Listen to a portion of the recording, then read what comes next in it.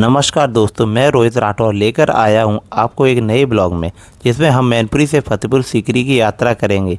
बने रहिए हमारे साथ और जानिए फतेहपुर सीकरी का इतिहास।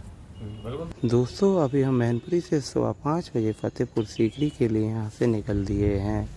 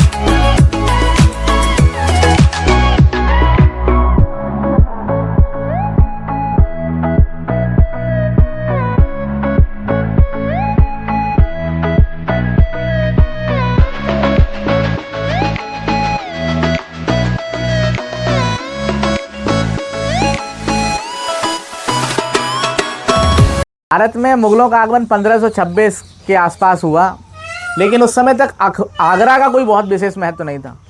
आगरा के महत्व की कहानी शुरू होती है अकबर के डेट लाइन से, और अकबर का डेट लाइन हम सब लोग जानते हैं 1556 था, और वहाँ से लेकर 1600 तक एक लंबा अरसा जो था वो राजधानी के तौर पर रहा।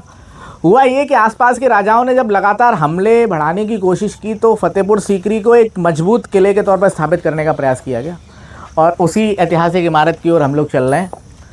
क्योंकि इससे पहले आगरा फोर्ट जिसको हम लोग जानते हैं, उसके बरक्स एक बफर किला जो था वो खड़ा किया गया यहाँ पे। और अगर आपको मुग़लों की भव्यता देखनी है, आर्किटेक्चर देखना है, तो Fatehpur Sikri one of the favourable place in world. पैसा यहीं पर खर्च हुआ है ना। तो वो भव्यता हम लोग देखेंगे पितरादुआ शैली में, कैसे क्वार्टजाइट पत्थरों को जोड़ जोड़ कर इमारतों का निर्माण किया गया है। मैं आपको बताऊँगा कैसे पितरादुआ शैली में काम होता है। तो मुग़लों की इसी वास्तुकला का हम सब लोग यहाँ आनंद लेने के लिए आए हैं। मौसम बहुत बेहतरीन है, चलते हैं। गाइड लोग भी हमारे साथ हैं, उनको भी देखेंगे, और मैं तो हुई। धन्यवाद।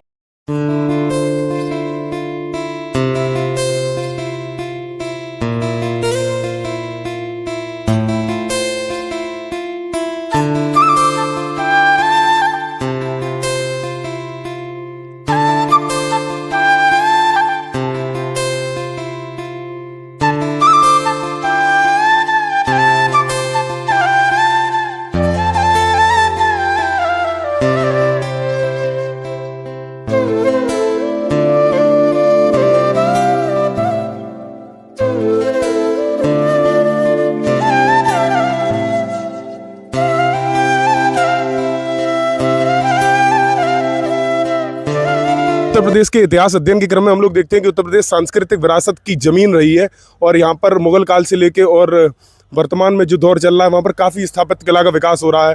जैसे अयोध्या में राम मंदिर, और अभी हम लोग कहाँ आए हैं? फतेहपुर सीकरी। फतेहपुर सीकरी आए। ठीक है, तो हम लोग प्रांशु पाठक से जानना चाहेंगे कि इसके इतिहास के बारे में हमें थोड़ा सा मार्गदर्शन करें, जिससे अंदर चल के हमें मोन्यूमेंट्स देखने में बहुत आसानी हो।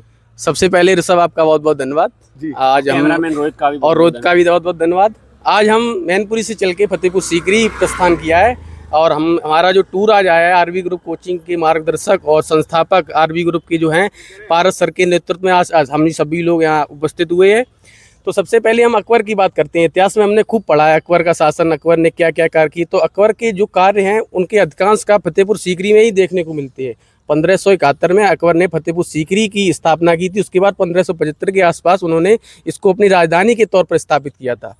मैं प्रांशु भाई से कहूंगा थोड़ा संक्षिप्त में अपनी बात को रखें, क्योंकि हम लोगों को आगे की भी यात्रा करनी है। तो आगे शेख सलीम चिश्ती भी आए थे, उन्होंने अपनी यहाँ दरगाह बनाई थी, और गुजरात विजय के क्रम में यहाँ पे उन्होंने बुलंद दरवाजा का भी निर्माण कराया था। उन सभी का हम भ्रमण करेंगे। चलिए चलते हैं। ठीक है, महत्वपूर्ण जानकारी के लिए बहुत बहुत धन्यवाद। कैमरा मैन रोहित का बहुत बहुत धन्यवाद।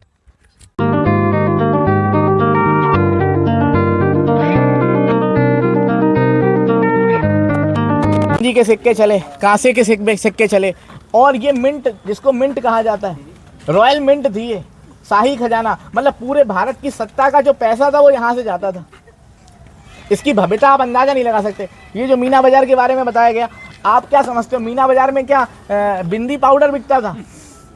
पूरी अरब से, इराक से, फारस से व्यापारी आते थे, सौदागर अपनी सबसे बेहतरीन चीज़ यहाँ लेके आते थे और रानियाँ वो चीज़ें खरीदती थी। परसुइंग ऑफ द हैप्पीनेस था यहाँ पे, ये चीज़ है। चलो दोस्तों, अब हम आ चुके हैं मुगल काल की टकसाल पर। यहाँ पे मुगल काल में सिक्के ढाले जाते थे। इसके बाद हम आगे बढ़ते हैं और देखते हैं, ये था पुरातात्विक संग्रहालय। यहाँ पर मुगल काल की जो चीज़ें थी उनका संरक्षण किया गया था। और आगे हम बढ़ते हैं और आगे देखते हैं क्या क्या मुगल काल की स्थापत्य आगे हमें फतेहपुर सीकरी के किले में देखने को मिलते हैं।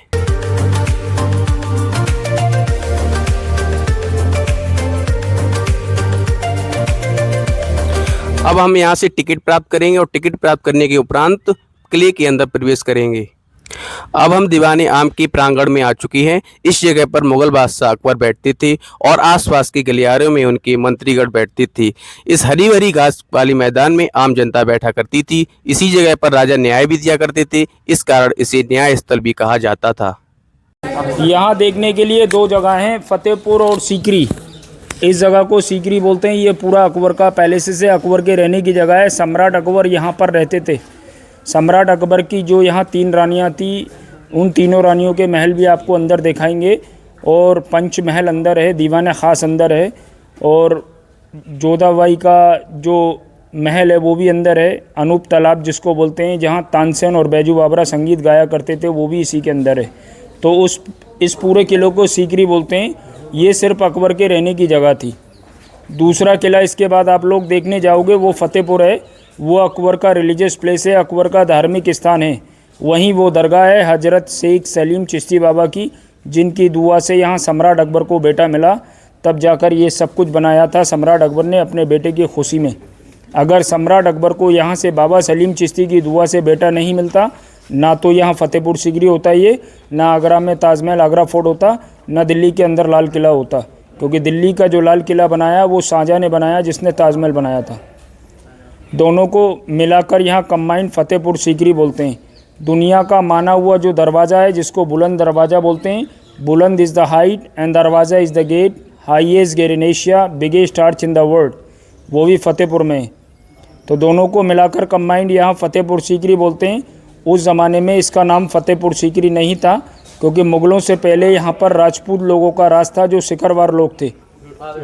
तो यहाँ ओनली एक सीकरी गांव हुआ करता था, जो गांव आज भी इसके पीछे है। फतेहपुर एक न्यू सिटी था। फतेहपुर मुग़लों के बाद में बसाया गया है। तो ये जो बिल्डिंग है सामने, इसको दीवाने ख़ास बोलते हैं। ये ख़ास लोगों के लिए प्राइवेट मीटिंग हॉल है, लाइक ए पार्लियामेंट हाउस। यहीं बैठकर सम्राट अकबर के उस ज़माने में 9 मंत्री थे। उन 9 मंत्रियों के साथ यहाँ बैठकर सम्राट अकबर एक प्राइवेट मीटिंग किया करते थे, जैसे कैबिनेट में होती हैं। और इसी के अंदर बैठकर सम्राट अकबर ने उस ज़माने में यहाँ पर एक नया धर्म चलाया था, सभी धर्मों को मिलाकर 1582 में, जिसको बोलते हैं दीन इलाही। दीन मीन्स होता है धर्म, इलाही मीन्स होता है गॉड, सबका मालिक एक है। सम्राट अकबर उस ज़माने में चाहते थे कि सबका मालिक एक ही रहे, मगर वो चल नहीं पाया था। बाहर से देखने में ये बिल्डिंग आपको डबल स्टोरी नज़र आएगी, मगर अंदर जाकर आप इसको देखे हुए तो एक ही स्टोरी है, एक ही मंजिल है। ये बाहर से डबल है, अंदर से एक ही है। अकबर उस ज़माने में वहाँ बैठते थे, बीच में, मिडिल में। हाँ जी, चारों साइडों में उनके 9 मंत्री बैठते थे। ऊपर ही उनकी बैठकर वहाँ एक प्राइवेट मीटिंग चलती थी मंत्रियों के साथ। और इसके ऊपर जाने के 2 रास्ते, यहाँ से सम्राट अकबर ऊपर जाया करते थे, सिर्फ अकबर जाते थे ये सीढ़ियाँ ऊपर जाने के लिए। एक रास्ता उस साइड है, वहाँ से सिर्फ उनके 9 मंत्री ऊपर जाया करते थे। अभी ऊपर जाने के गवर्नमेंट ने रास्ते बंद कर रखे हैं, क्योंकि बिल्डिंगें कमज़ोर हो चुकी हैं। 450-500 साल पुरानी ये जगह है। ताजमहल आगरा फोर्ट से ये 100 साल पुरानी है। पहले ये जगह बनी, इसके 100 साल बाद बना है ताजमहल आगरा फोर्ट। ताजमहल आगरा फोर्ट जो है वो 16 जनरेशन का है, ये 15 जनरेशन का है। उस ज़माने में जब यहाँ प्राइवेट मीटिंग चलती थी, तो यहाँ उनके सोल्जर्स खड़े रहते थे, जो सैनिक होते थे, बॉडीगार्ड्स। और उस ज़माने में कोई एसी, कूलर, पंखे वगैरह नहीं थे, तो हवा आने के लिए जालियाँ हैं चारों साइड, हवा यहाँ से आती थी। ये जो पिलर है जो टूटा हुआ आपको नज़र आ रहा है, वहाँ से लेके यहाँ तक एक ही पत्थर है, ये 1 पीस जी। और पिलर के ऊपर जो कला बनी हुई है ये सभी धर्मों को मिलाकर है, हिंदू, मुस्लिम, क्रिश्चियन, बुद्धिस्ट। सबसे ऊपर जो है वो जैन टेम्पल आर्किटेक्चर है, उससे नीचे ये पर्शियन है, जिगजैग ईरान का है, और ये जो डोर से बने हुए हैं ये क्रिश्चियन है, उससे नीचे मुस्लिम है, फिर बुद्धिस्ट है, ये स्वास्तिक आर्किटेक्चर है, ये हिंदू है, कमल बना हुआ है, नीचे मुग़ल आर्किटेक्चर है, उमर ख़याम जिसको बोलते हैं, वो पत्थर की सुराही होती है और उसको उमर ख़याम बोलते हैं उर्दू वर्ड में। तो ये सभी धर्मों को मिलाकर सिंबल बनाया हुआ है इसके ऊपर। अब सामने जो आप इमारत देख रहे हैं वो है पंचमहल। यह 5 मंजिला इमारत फतेहपुर सीकरी की सबसे खूबसूरत संरचनाओं में से एक है। इस इमारत को इस तरह बनाया गया है कि चारों तरफ से ठंडी हवाएं आती रहें। माना जाता है कि शाही परिवार यहां शाम के समय बैठकर ठंडी हवा और आसपास के सुंदर नज़ारों का आनंद लेता था। इसकी बनावट फारसी विंड कैचर शैली से भी प्रेरित मानी जाती है। ये आप सामने देख रहे हैं ये मदरसा था। यहाँ पे मुगल काल में पठन पाठन का कार्य होता था। इसके बाद ये पीछे जो आपको हमने दीवाने आम के बारे में दिखाया था, इसका ये पीछे का द्वार है। यहीं पे मुगल बादशाह अकबर दीवाने आम में प्रवेश करते थे। ये सामने जो आप देख रहे हैं ये अनूप तालाब है। स्थानीय मान्यताओं के अनुसार इसका निर्माण राजा अनूप सिंह सिकरवार के द्वारा कराया गया था। मुगल दरबार के महान गायक तानसेन यहीं बैठकर अपनी प्रस्तुति देते थे। तानसेन अकबर के नवरत्नों में से एक थे। उनकी गायकी की चर्चा आज भी पूरे भारत में होती है। लोक कथाओं के अनुसार उन्होंने राग दीपक गाकर दीपक जला दिए थे और राग में एक मल्हार से वर्षा करा दी थी। साथ ही बेजू बाबरा भी यहाँ अपनी प्रस्तुतियाँ दिया करते थे। दोस्तों अब हम शीश महल के पास हैं। इसकी सबसे बड़ी खासियत इसकी बेहद सुंदर नक्काशी और शाही सजावट है। दिलचस्प बात यह है कि इस महल की कलाकारी किसी एक धर्म या संस्कृति पर आधारित नहीं है, बल्कि कई स्थापत्य शैलियों का अद्भुत संगम है। यहाँ आपको हिंदू शैली की झलक कमल के फूल, घंटियों की आकृति, बेल, बूटों, झरोकों और छतरियों में दिखाई देती है। वहीं इस्लामी और फारसी शैली की पहचान मेहराबों, सुंदर ज्यामिति डिजाइनों और अरबी फारसी स्थापत्य कला के रूप में देखने को मिलती है। इसके अलावा कुछ छतों पर सजावटी पैटर्न के में मध्य एशिया कला का प्रभाव भी दिखाई देता है, जो इस महल को और भी अनोखा बनाता है। यही कारण है कि फतेहपुर सीकरी की वास्तुकला भारत की विविध संस्कृतियों और कलात्मक परंपराओं के खूबसूरत संगम का शानदार उदाहरण मानी जाती है। स्थानीय मान्यताओं के अनुसार फतेहपुर सीकरी क्षेत्र में पानी की कमी रहती थी, इसलिए शाही परिवार के लिए दूर दराज के मीठे पानी के स्रोतों में पानी मंगवाया जाता था और ऐसी बड़ी सुराहियों में सुरक्षित रखा जाता था।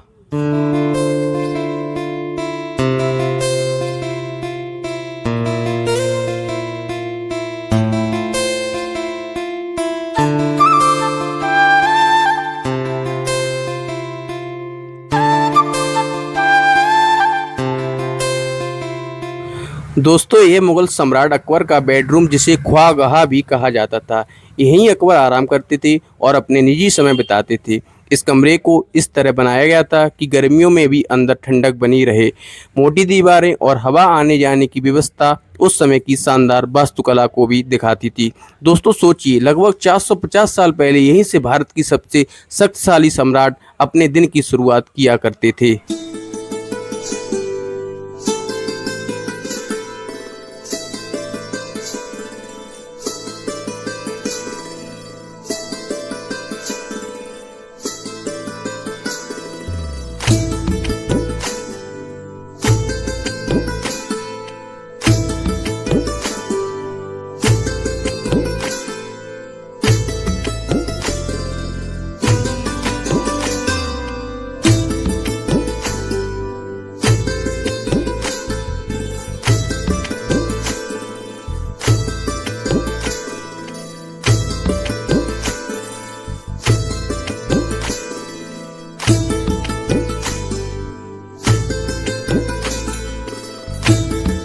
जोधाबाई का महल है, जो राजपूत शैली में निर्मित है।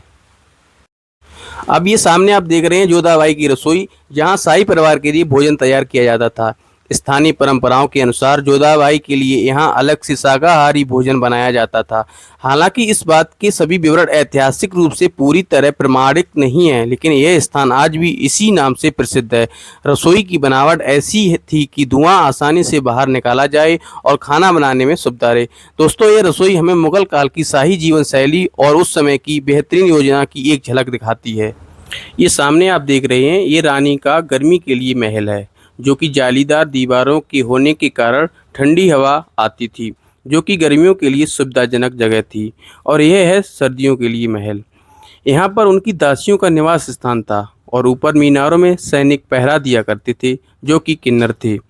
इस जगह बीच में जो तुलसी का पौधा आपको दिख रहा है, जिसकी पूजा जोधाबाई किया करती थी। दोस्तों, ये सामने जो आपको दिख रहा है वो कृष्ण भगवान का मंदिर है, जिसमें सोने चांदी की मूर्तियाँ थीं। यह नीचे पूजा का चबूतरा है और इस कमरे में पूजा का सामान रखा जाता था।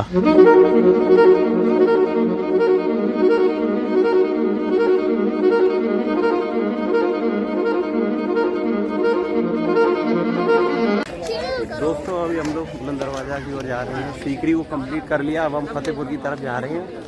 अब आपको फतेहपुर के मूवमेंट्स दिखाएंगे।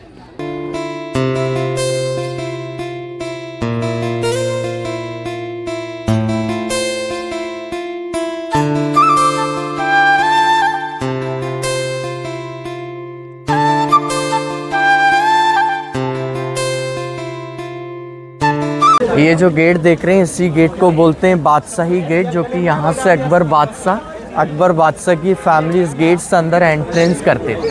तो अभी आप लोग वहाँ जाएंगे।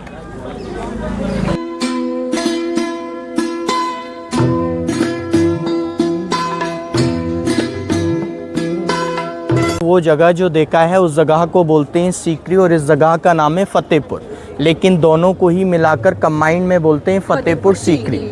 अभी आपने जिस गेट से अंदर जो एंट्रेंस किया है, इस गेट का नाम है रॉयल गेट, क्योंकि यहाँ से अकबर बादशाह की रॉयल फैमिली अंदर एंट्रेंस करते थे। और ये जो सामने बड़ा वाला आप गेट देख रहे हैं, इसी गेट का नाम है बुलंद दरवाज़ा, जो कि यहाँ से लोकल आम पब्लिक अंदर यहाँ आते थे। तो अभी आप लोग रॉयल हैं, जो कि रॉयल गेट से आप लोग आए। और यहाँ फतेहपुर सीकरी में सबसे इम्पोर्टेंट जो जगह है वो सामने है वाइट वाला दरगाह। ये जो दरगाह आप जो देख रहे हैं, यही दरगाह हज़रत शेख सलीम चिश्ती का है, अकबर बादशाह के गुरु का, जो कि अकबर बादशाह को इन्हीं के आशीर्वाद से महारानी जोधाबाई से लड़का हुआ था। उसी की खुशी में आकर अकबर बादशाह ने ये पूरा किला बनवाया, क्योंकि जब अकबर बादशाह यहाँ आए थे तो यहाँ ऐसा कोई किला नहीं था, ये केवल एक पहाड़ी इलाका था, माउंटेन एरिया। और पहाड़ी इलाके पर ही ये सलीम चिश्ती बाबा जी यहाँ झोपड़ी डालकर यहाँ रहते थे। अकबर बादशाह यहाँ आए थे, बाबा जी के पैरों में गिर गए तो रोने लगे थे और कहने लगे थे मेरे पास 3 वाइफ हैं लेकिन कोई औलाद नहीं है। तो सलीम चिश्ती बाबा जी ने उनको आशीर्वाद दिया कि आप जाइए, 9 महीने बाद एक लड़का होगा महारानी जोधाबाई से, और मेरे नाम के ऊपर उसका नाम रखना सलीम। तो जैसे ही महारानी जोधाबाई से लड़का हुआ तो फर्स्ट नाम दिया उसका सलीम।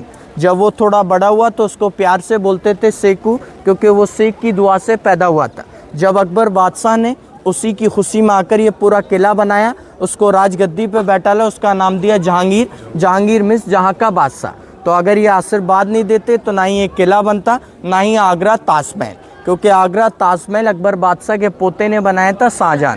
तो अगर लड़का नहीं होता तो पोता भी नहीं होता। तो दरगाह के अंदर में आज भी जो लोग यहाँ मन्नतों के लिए धागा बांधते हैं, जो भी मन्नत वहाँ करते हैं, पढ़ाई लिखाई, बिजनेस, शादी, जॉब, तरक्की, एजुकेशंस, आज भी अंदर 101% उधर विश पूरा होता है। लेकिन दरगाह के अंदर हमारे यहाँ लोग जाते हैं, सभी धर्म के लोग, तो अंदर वहाँ किसी से कोई रसीद नहीं मांगते हैं, कोई फ़कीर नहीं बैठता है, ना ही वहाँ अंदर कोई सोना चांदी का अंदर दान है, ना ही कोई डायरेक्ट वहाँ पैसा मांगता है। वहाँ मेन जो दान है वो एक ही चीज़ का है, वो है कपड़े का, चादर का। पहले वहाँ जाते हैं, अपना माथा लगाते हैं, फैमिली के नाम से एक चादर चढ़ाते हैं, गुलाब के फूल चढ़ाते हैं राइट हैंड से। कोई भी मन्नत करनी होती है, धागा अपनी चादर से टच कर कर अंदर वहाँ जालिए, वहाँ धागा बांधते हैं मन्नत के लिए। जब आपकी विश पूरी हो जाती है तो वापस धागा खोलना, आपको यहाँ आना नहीं है। अगर आपके पास में टाइम है तो आप यहाँ आ सकते हैं, अगर टाइम नहीं है तो आप लोग जहाँ रहते हो 2 गरीबों को आप इनका नाम लेकर अपने घर पर आप खाना खिला सकते हैं, धागा आपका खुला माना जाएगा। लेकिन आप जो भी करेंगे अपने मन से, अपने दिल से। ये जो पीछे आप वहाँ रूम देख रहे हैं, 3 साइड में 83 रूम्स बने हुए हैं। अकबर टाइम पर यहाँ मदरसा चलता था, स्कूल, लेकिन 2 साइड सभी बंद है। आज भी जो बच्चे पढ़ते हैं दरगाह के पीछे, मॉर्निंग के टाइम पर सारी चादरें, सारा पैसा उतार कर वो गरीबों को बांट देते हैं। तो पहले आपको दिखाऊंगा अनारकली की सुरंग, फिर चलेंगे दरगाह पर। आइए। छोटा छोटा आप कब्र देख रहे हैं, ये कब्र सारा सलीम चिश्ती के फैमिली के लोगों का है। लेकिन जितना कबर बाहर है वो सारा जेंट्स का बना हुआ है, और वो जो कॉरिडोर के अंदर आप जो देख रहे हैं वो सारा लेडीज़ का है, जो कि आज भी सलीम चिश्ती के फैमिली के लोग जिंदा हैं, जिनकी 16वीं पीढ़ी चल रही है, 16 जनरेशन। इसके बैक साइड एक रंग महल है, जाके वहाँ वो लोग रहते हैं। वो लोग फ्राइडे वाले दिन आते हैं, सारी चादरें सारा पैसा कलेक्ट कर कर वो गरीबों को बांट देते हैं। तो इन लोगों का आपको कब्रों पर पैर नहीं रखना है, साइड से चलना है, ठीक है। आइए, आप ये जो देख रहे हैं ये सुरंग है। ये जो सुरंग है यहाँ से जाता है Agra fort, 40 kilometre underground tunnel. ये अकबर बादशाह का सीक्रेट रास्ता था। आपने शायद ओल्ड मूवी देखा होगा मुगले आजम, 40 किलोमीटर।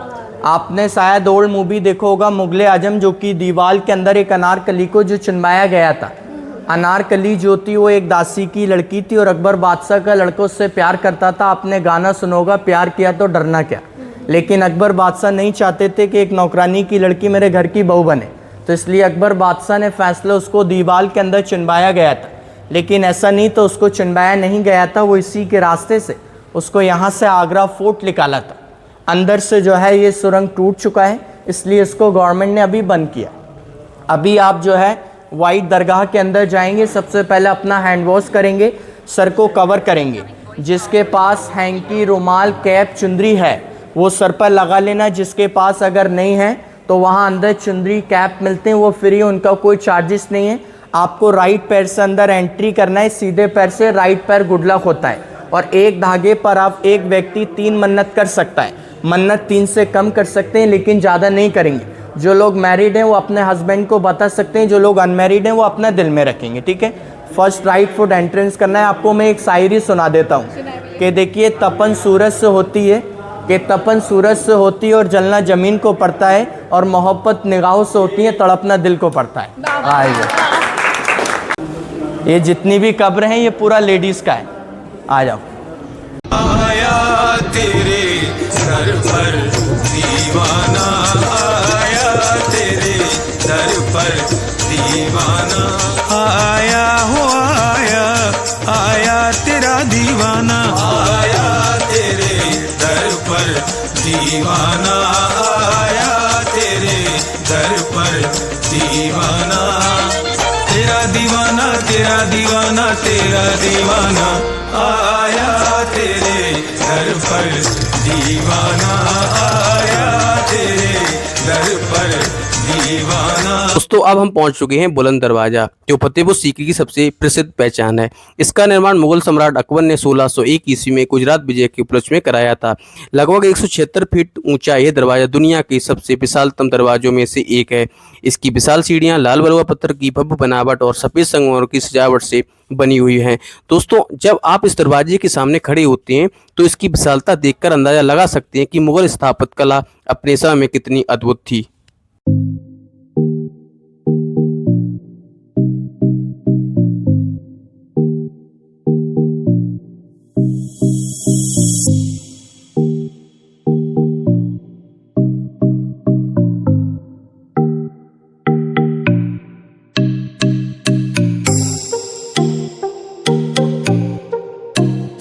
तो प्रदेशों के प्रदेश उत्तर प्रदेश की अमिट सांस्कृतिक विरासत देखने के बाद जो मुग़ल स्थापत्य कला अकबर के द्वारा यहाँ प्रदर्शित की गई, अकबर के काल में यहाँ जो बनवाई गई फतेहपुर सीकरी और बुलंद दरवाज़ा और भी जितने मोनूमेंट्स थे उन्हें हमने देखा। तो अब प्रांशु पाठक जी उसे संक्षिप्त में बताएं और बताओ उन्हें महसूस कैसा हुआ, और ये जो बच्चों के साथ उन्हें कैसा महसूस हुआ। ये जो बच्चे आए हैं, जेनजी आते हैं और ये सब लोगों को देखते तो उन्हें कैसा लगता है। सबसे पहले हमने ये यात्रा की, पर्यटक स्थल फतेहपुर सीकरी का भ्रमण किया। बहुत ही अच्छा हमें महसूस हुआ, क्योंकि यहाँ की जो शैलाकृति है वो काफ़ी काबिल तारीफ़ है।